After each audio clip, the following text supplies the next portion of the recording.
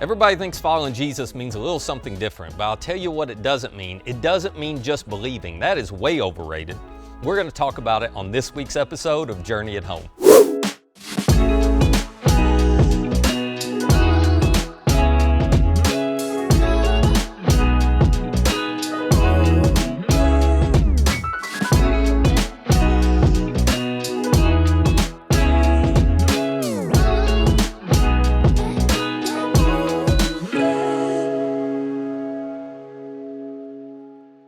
You know, one of the central elements of all religions that they all have in common is they're based on and they require the acceptance of a particular belief system. A belief system is just a set of principles and tenets about what's right and wrong, what's true and false. You understand that.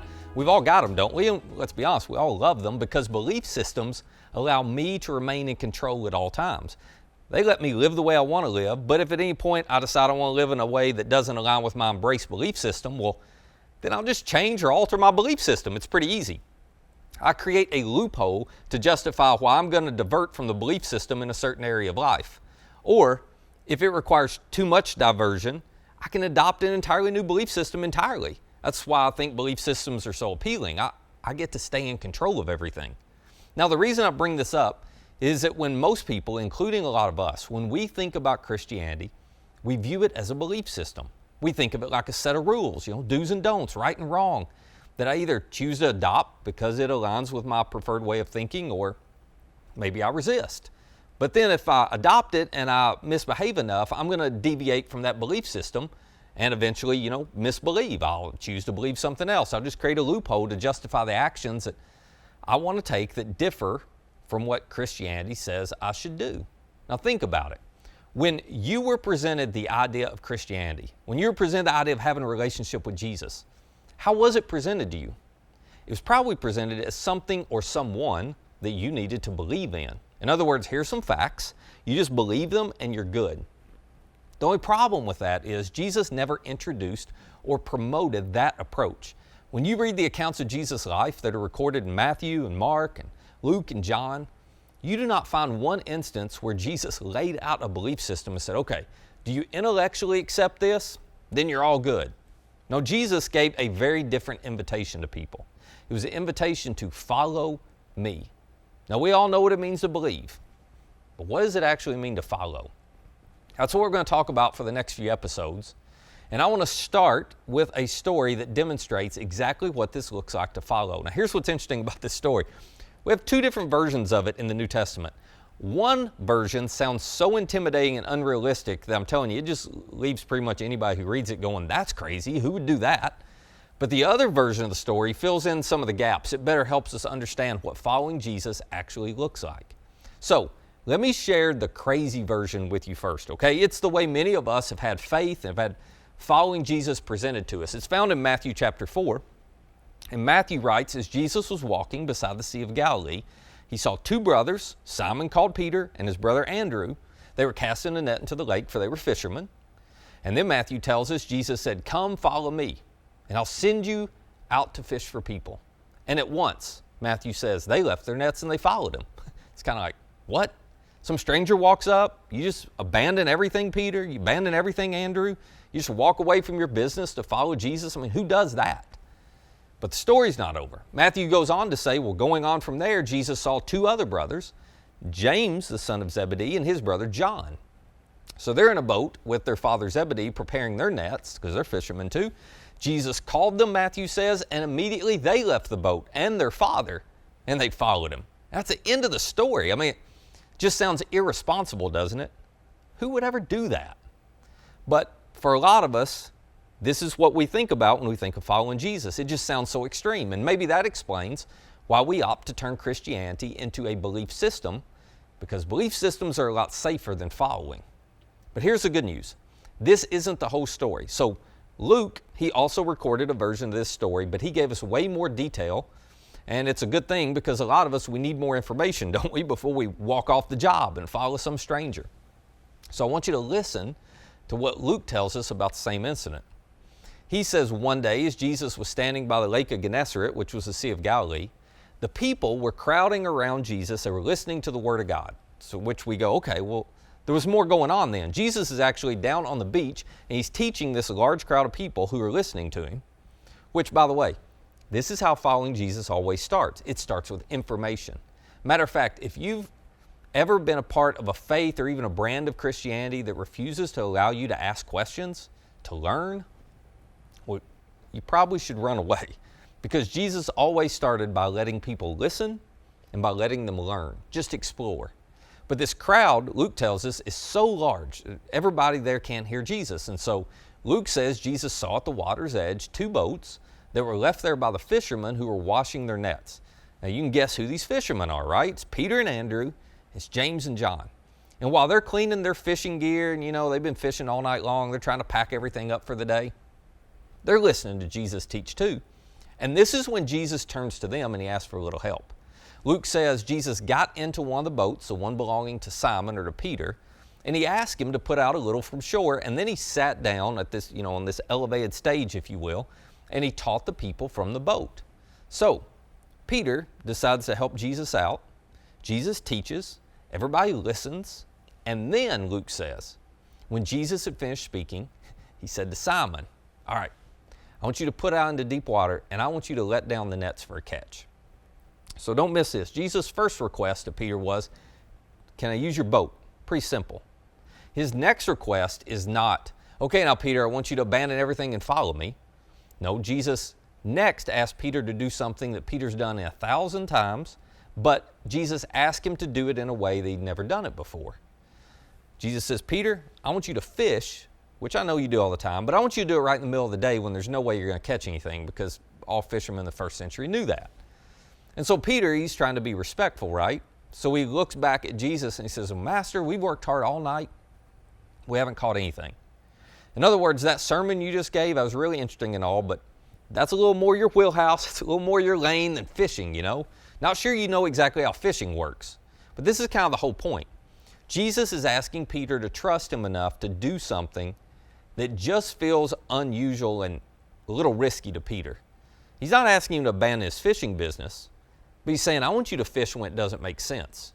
And that's what makes Peter's response noteworthy.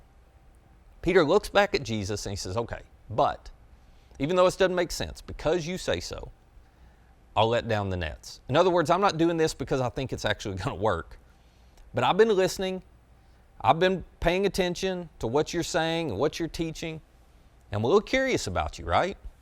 And you've earned some of my respect. So out of respect for you, even though I think this is going to be fruitless and pointless, we'll throw the nets out. See, this wasn't about believing something intellectually about Jesus. Jesus was asking Peter to trust him enough that Peter would be willing to move and do something that Peter wouldn't normally do. And then Luke tells us what happened. He said when they had done so, when they'd thrown the nets out, they caught such a large number of fish that their nets began to break. And so they signaled their partners in the other boat, that's James and John, to come and to help them. And they came, they filled both boats so full, they both began to sink. And then when Peter saw this, what do you think he did? Dad, not going to believe it, we hit the jackpot, right? Go buy a refrigerated truck, book that trip to Bora Bora we've been waiting to take because we've got a load of fish here. No, that's not how he responded. That wasn't what was on his mind.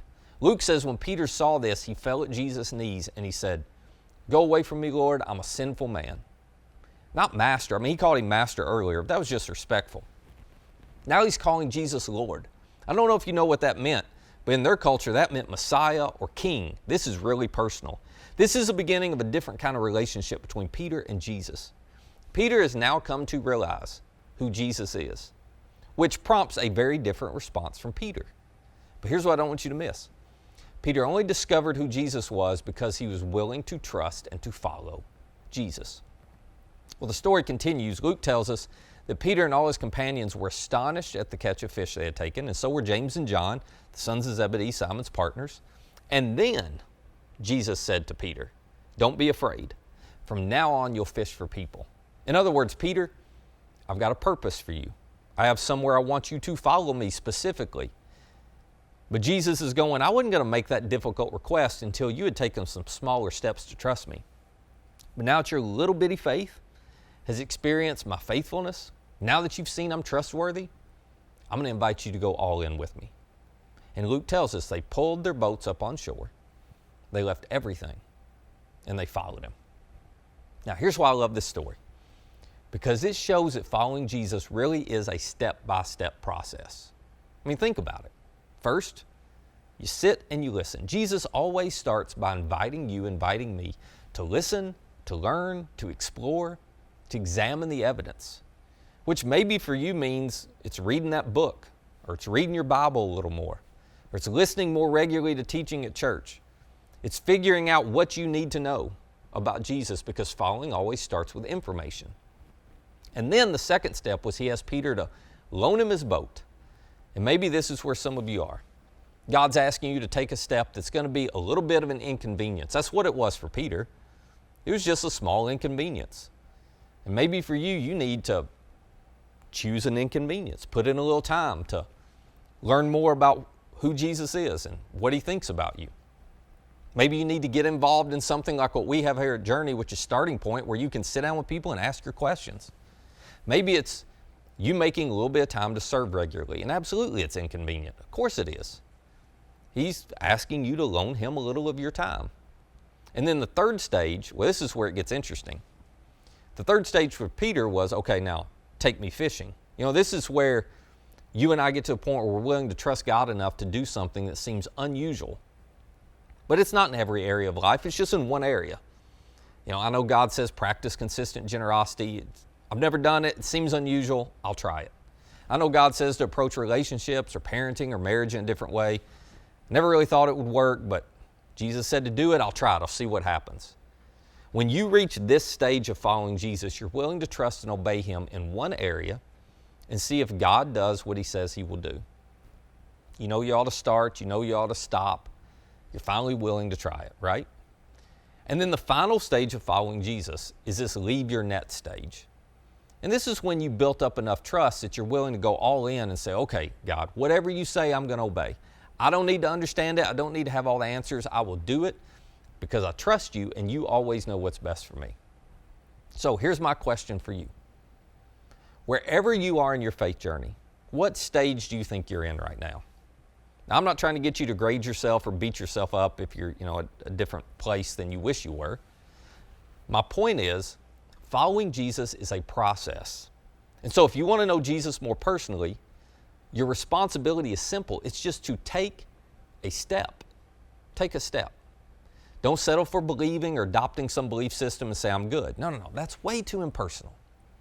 Jesus invites you to follow him.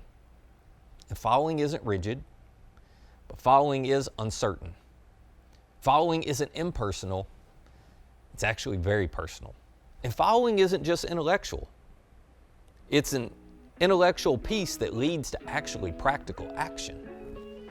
And the good news is, if you will choose to take a step, Jesus will accommodate to your capacity for trust. He will move at your speed. But you still have to move. You still have to do something. So, if you just want to be somebody who believes, well, okay, and believe whatever you want to believe, but I wouldn't call it Christianity because Jesus didn't give us the option to just accept some belief system. Jesus' invitation was to follow him. And that means whatever's bugging you right now, whatever that nudge is that you're feeling, that thing that you know you should do, that thing you know you should change, well, that is your next step. And you should take it. You should take it. Because we get to choose whether we follow Jesus, but we don't get to choose how we follow. And I'll explain more about what I mean in the next episode.